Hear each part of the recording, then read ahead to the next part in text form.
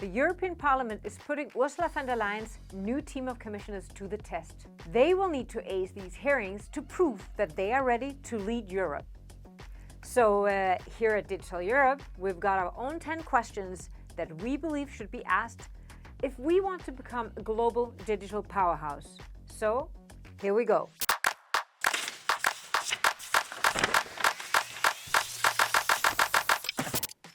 In the last 5 years, the EU passed almost 4 times as many laws as the US.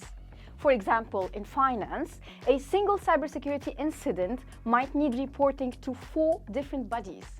What actions will you take in the next 1-2 years to cut burdens and reduce unnecessary reporting?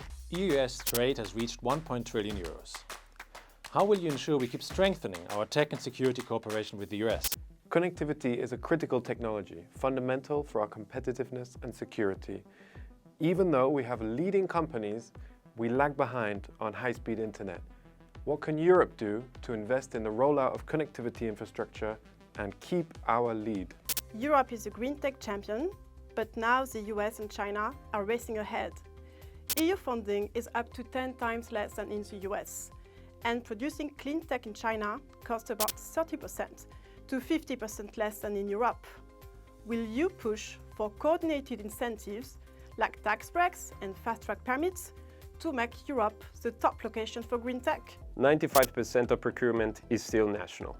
This is bad value for governments and doesn't allow businesses to scale. Will you launch a pan-European procurement program to secure the best critical tech and green solutions? Only 8% of small EU businesses trade across borders, and it's too difficult for companies to scale.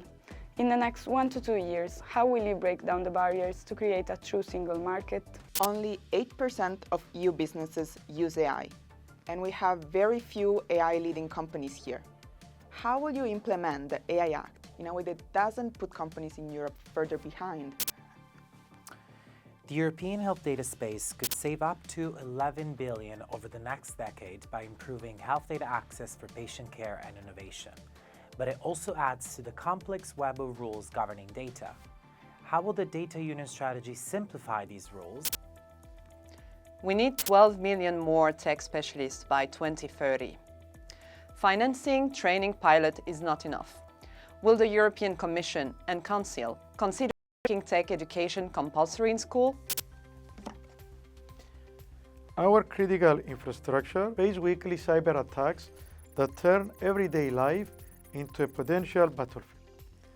How will you integrate digital tools and dual-use technologies to build resilience in our infrastructure and keep us safe? So here you have it. The big questions that will put our commissioners to the test and will define Europe's future. Will they be able to tell us what it takes to become a competitive and secure digital powerhouse? We wish you good luck with the hearings.